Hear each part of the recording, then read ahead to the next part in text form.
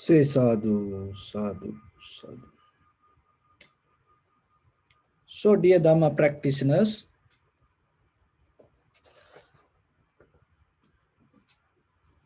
as you know, this human existence in this world has a long history, and we don't know where we start, and we don't know from where we keep coming, and we don't know exactly how many people around this universe. We just know only this earth, and even we don't know how far we have to go. It's maybe eons by eons in the future that we keep going. But there is something that all these living beings look for: satisfaction, look for happiness. No one wish for unhappiness, sadness, worry, disappointment, or pain, or suffering. Everyone have their inner desire or intention to get out of the suffering. So for that we take different directions, different path, different practice. And before the Buddha, people used to find the reasons why these things happen around us. And even today we have that capability. So when something happened to you, you know why it happened. And that's why sometimes you blame to other people, because of you, because of that. And we are capable to see when something happened, and we capable to recognize, analyze, and we can map certain incidents or the situations and come to a point. And that's why people take many decisions in their life, precautions in their life, to prevent from different kind of situations. But still things keep happening. So then what the Buddha mentioned, what is the difference in Buddha's teaching? Even though we saw situations, incidents, and in the surface level we saw because of this, because of that, things happen, we didn't see the real cause behind that incident. And mostly when we look ourselves, when an incident comes, we mostly separate from that incident and we look it as an outside incident. That's why we always point out to outside situations. But we don't see in that very moment, in that time, why, how we came to that place or that moment. So when it comes to the deep cause and effect, and you cannot separate somebody or something from the incident. And not only that, there is some reasons behind the incident which we cannot see. So in the Buddha's teaching, it takes us to the depth of the incident and see from where this begins. And when it go to the depth of the incident, the beauty of that, it always you recognize that whatever you experience, the main cause arises from inside you. So if you keep looking from outside And if you keep fighting with this outside world, that's why it's a that we have a samsara. It's a countless, limitless. Why? Because this outside world, look at this outside. And through the Hubble telescope, people used to see far away in this universe, but still they couldn't come to a real solution. What is this? It is always becoming a mystery. So then we cannot become satisfied with the outside knowledge. But what the Buddha said, remember, even though you don't see it today, the whatever you experience, whatever you like, dislike, or neutral feelings, it all arise from your own inner reasons. But we have a habit, and Buddha gave a simile for that. Dog and the lion. So if you throw a piece of rock or the piece of wood to the dog will keep chasing and biting that piece of rock or the piece of wood and will fight with that. But if you throw a piece of stick or piece of rock to the lion, it don't care about the piece of the wood or the piece of the rock. It is start to look from where it came. So Buddha said, when you practice meditation, that is the mentality you start to gain. Rather than like a dog fighting with this outside world, you become a lion to start to see from where this come. And then you will see the very condition of the mind is the main reason for this all. But that condition of the mind also, you no need to take it as independently as self. It also result of the cause and effect. So once you recognize this pattern, there is a way, little by little, you become free from this all form, feeling, sensation, formation, recognition. And then that's your liberation or the transformation or your freedom arise. And you don't keep a ownership to this form, feeling, sensation, formation, recognition. So even though we are different, and according to the culture, tradition, according to the country, so the Buddha's teaching applicable for each and anyone and all the time in this world. Why? Because it shows us how you can get out of the suffering. It is just not only for head massage. It's really help you to get out of or from all the suffering and all the danger. And it's nothing to do with your color or your age or your nation, ethnic group. It's nothing to do with that. It's not belong to any timeline, but it depends on according to your choice. So during your lifetime, if you really want to find it, you have opportunity to tap into that wisdom. So otherwise you will keep going. When the day you want it, maybe you will find it. So it is up to you. And there is a sutta called Kajjaniya Sutta, the Samyutta Nikaya. So this Kajjaniya Sutta, Kajjaniya means it's a bite up. It's all the chewing, like our life is like a chewing gum. You're already beaten and already chewed. And you keep eating your own life.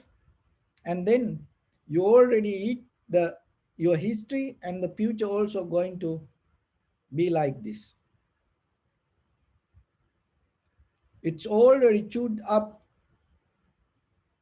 So how this happen? How this life come to a point to that to bite itself? You are biting your life itself yourself. Your history you already bitten. And in the future, that whatever come to your eye, ear, nose, tongue, body, mind, you will bite it, and then what will happen? It will bite you. So in this Kajaniya Sutta, so the Buddha explained, and what we look for in this life. If you look very carefully, that when whatever you wish regarding your future, or even whatever you reflect regarding your past, you always look for only 5 things. There is nothing beyond these 5. What are those? That one is form, feeling, perception, formation, and the recognition. Those are the 5 things. Out of these 5, there is nothing that you wish regarding your future. Even there is nothing that you reflect regarding your past. So the thing is this, that you look for, you so devoted, you sacrifice your life to look for form. But there is a nature when it comes to form, whatever appear to your eye, ear, nose, tongue, body, mind, it's called the form. So there is a nature related to this form. So the form always afflicted. So what is the nature this when it comes to this afflicted nature? It's always depend according to the cold, heat, motion, and the seasons. So whatever you see with your eye, ear, nose, tongue, body, mind, that everything this outside form, it always change. That's why it called form, changeable. So then if you already look in the history, look at yourself, even forget about the beyond this life, in this very life, always whatever you had the wish in your mind, I want this, I want that. So it appeared to you as a form. It came because you had the wish, but see what happened. It gone. It eaten you. You didn't see it. It eaten you. It bitten you. It catch you, and it gone. You didn't see it. And so far in your life, whatever the forms that you had, the wish that you keep regarding the forms, it never be with you. And it bite you and disappear. So then, in the future, whatever the form you wish has the same nature. Remember that. It's going to bite you. And you will keep, biting itself, yourself, and itself, it's going to bite you also. So, eons by eons, if you come to this world and all the forms appear to you, it will bite you. And the feelings. So, what are the feelings mean? The whatever you feel, it's feelings. Don't make it a kind of like a big puzzle. It's simple. Whatever you feel, it's feeling. So you had the wish in the past. You always look for feelings. Look yourself. And what you look for your future life. Or maybe I want to be rich, or I want to go there, here, I want to become like this. What does that mean? It's related to feelings. But have you ever thought what is the nature of the feeling? So even you want to go to heaven, you want to experience the heavenly bliss, it's nothing wrong. But if it is depend on feelings, have you ever seen the very nature of the feelings? You don't need the big brain, more than that your brain, to recognize what is what. So what you feel is feeling. Have you seen what happened to what you feel? And you sacrifice a lot to get the feelings. Once the feelings arise, it disappear. So it's like feeling eat you, and then it's gone. So all the time, that the space, that everything you sacrifice, energy you sacrifice, the thing like this disappear. So it happened to you in the history the same. Remember, from here, eons by eons, eons by eons, if you come to this world, or if you go to another place in the future, maybe you go to Mars or any other planet, who knows?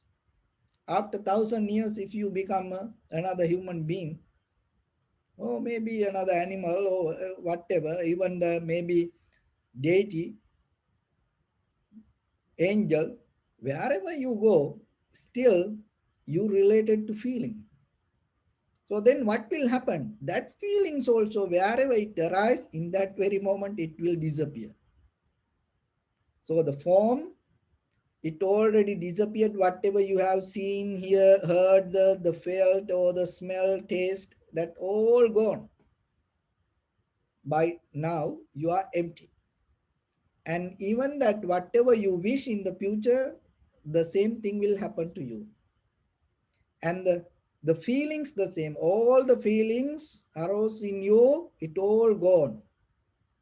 In the future, eons by eons, what will happen? Whatever the feelings you gain, that also going to go. Nothing going to remain with you. Nothing going to hold there with you. Oh, he or she sacrificed a lot, and had so much devotion regarding my feelings, so I want to be with this person. No, nothing going to be there like that. Don't wish for that. It's not going to happen. And perception, what is the perception? Perception means perceiving whatever you perceive. So as the kind of like red, yellow, blue, or whatever come to you. And so that also, in the past, it happened to you, it all gone, it eaten itself. And then in the future, whatever happened to you, whatever that the perceive, it also going to go that way. It will eat you and go. It will bite you and go. And the formation or fabrication, it's fabricate. So whatever come to, there's a good example for this. So look at the camera, no, so like when you take so it's that the landscape moving. When you take a picture, what will happen? The camera will capture the moment, and it going to hold as a moment, and that, but the landscape will change, keep changing, or maybe the cloud or the sunset or sunrise. So it will disappear, but you will that you captured the moment through the camera. So then the picture going to be there. So our mind the same. That is formation, fabrication. So whatever the form, feeling, perception happen to you, it catch it and hold it. So that's what you have the memory. So that's why people able to create a kind of like camera, that kind of things. So because the mechanism how to cap, because it already happened in the mind, and then it came to imagine how I can catch it, because it's always going. But in my mind it is there. So how I can keep it? What I see here, so like that. So then inside your mind you already the holding things. But when you hold or capture things, fabricate things, what happen? It eat you. And it happen and eat you, it will disappear, and the future also same. Eons by eons, if you come to this world or if you go anywhere, if you have the consciousness, then you're going to experience that. Nothing going to be there with you. But our wish is always something, something, something. And the next one, recognition, consciousness or cognition. So this all together put and blend and take it as experience. In the history we done it, and but what happened? And it eaten you, it bite you. So in the future, again and again, again and again, it will happen to you, and it will bite you. And that's why, there is no pain stronger than mental pain. But what is the mental pain? The memory you hold, your consciousness, your cognition you hold. So this is our wish: form, feeling, perception, formation, and consciousness or recognition. This is what we wish regarding your future, and whatever we keep doing, and always we have that wish. But remember, it's not going to be with you at any moment. It always going to disappear, disappear, disappear. So know that. So once you know it, what will happen? You get out of that danger. Why? Because that can take you to very difficult moment. This all form, feeling, sensation, formation or perception, formation, recognition. It can put you to very hard, difficult situation. And then yourself, not only you can push somebody else to hard time or difficult situations. But if you yourself, if you get out of the wish, that kind of hopes in the future, and then you can. So then how you can have a life without hoping? So come to the present moment. And when the that being with the experience, in the moment of experience, you recognize form change, feeling change, perception change, formation change, and cognition or the recognition change. And once you know that, you will get out of wishing it, hoping it, dreaming it. So whatever come to you, you will accept it. So otherwise, if you keep hoping, looking for that, and then things, anything can happen. So long time ago, there was a young couple.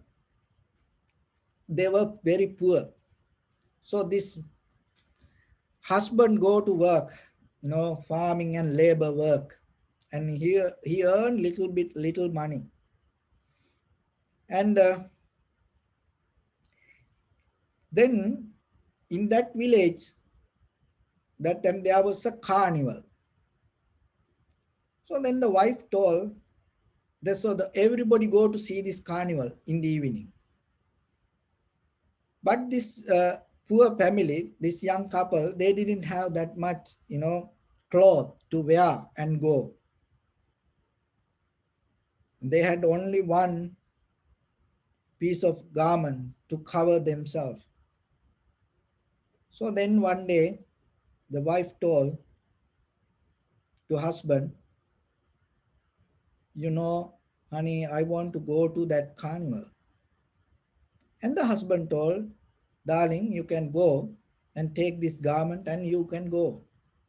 And both of us cannot go together because we have just only this piece of garment, and we don't have that much money or like that. So the wife told, no, no, I want to go wearing a red shawl and the garment and the scarf, red one, and holding your hand. And I want to go with you. So the husband told, honey, we cannot do it.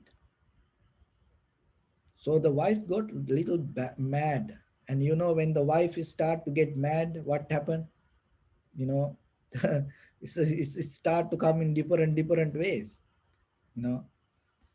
And she got mad and this person felt sorry about her. And then she start to mention, oh, that family went, I saw, oh, that family went, I saw, we are the, one who didn't go. So why you cannot find something? And the husband told, honey, we don't have money. So then the one day evening, she told, oh, in the king palace, there are a lot of garments. There are a lot of red outfit for women. So if you really wish and if you really love for me, you should go and get some from that. So she start to push him to go and steal from the palace. And this innocent man, helpless, and he was blind with the love, and he don't want to get that hurt out of this woman, and he always felt sorry about her. So then what he did,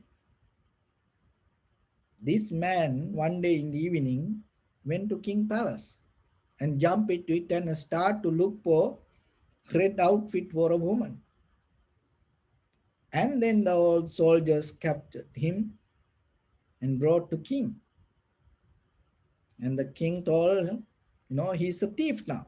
See how feelings can push people to different situation. It can happen to you and me, anyone. It can happen today.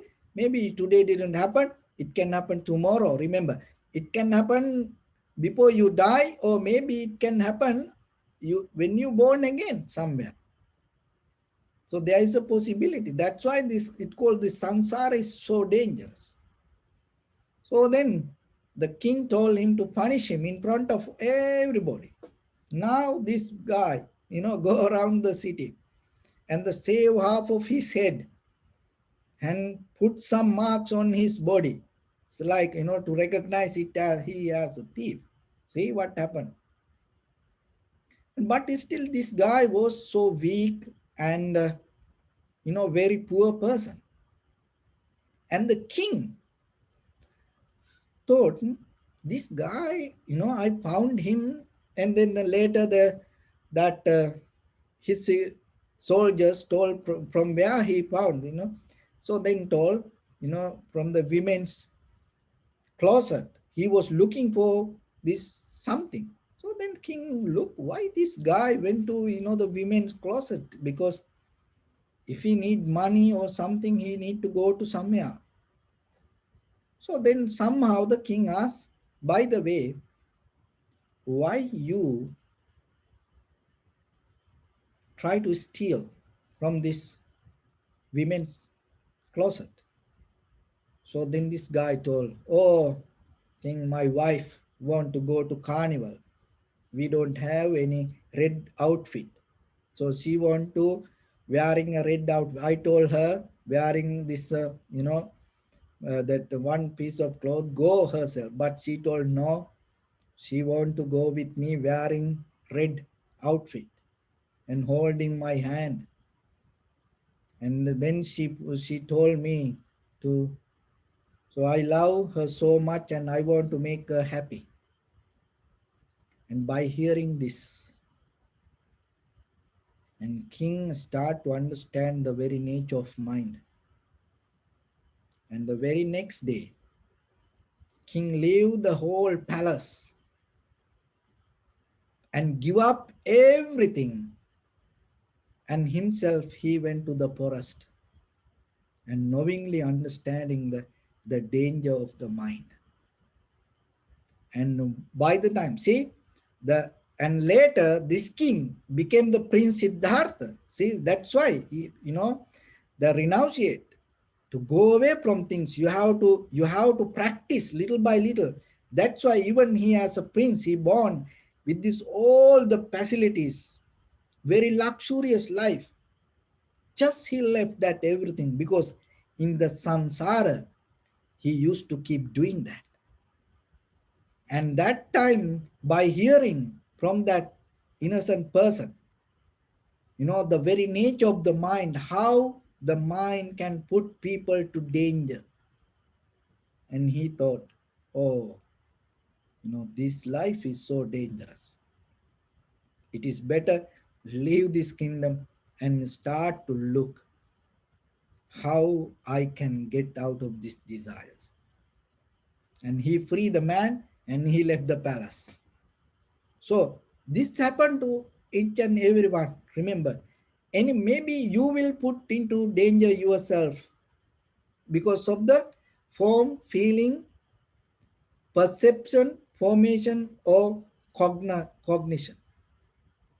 Or maybe your husband or your wife, as you know, there are a lot of husbands put the wife to, so much danger in the society, push them. And not only the husband, sometimes wives put the husband to a danger like this. Not only that, sometimes parents put the children to danger, and sometimes children put parents to a very difficult situation. Sometimes brothers, sisters, sometimes very good friends put us in a very difficult situation which we cannot turn back.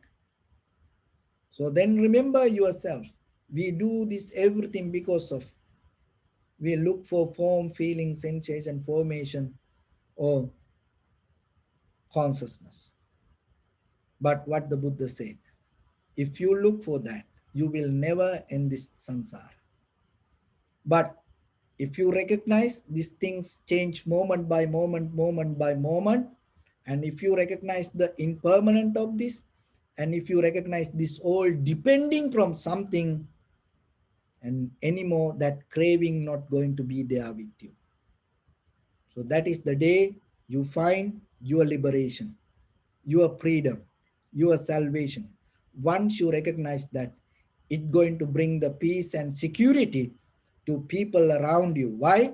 Because like you person, never put someone else to any danger. So with that, I bless upon everyone. With this good practice, may all of you be well, happy and peaceful. May no harm come to you, may no difficulties come to you, may no problems come to you. May you also have the patience, courage, understanding, and determination to meet and overcome inevitable difficulties in your life. During this time period, may everyone stay healthy and safe. And finally, may all of you attain supreme bliss of Nibbana.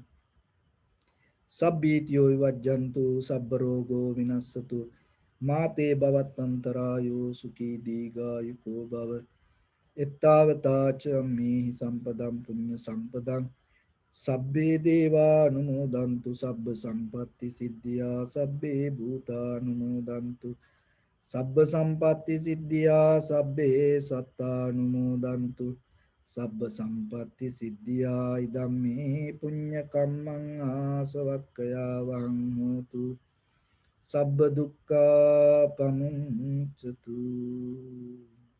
Bless.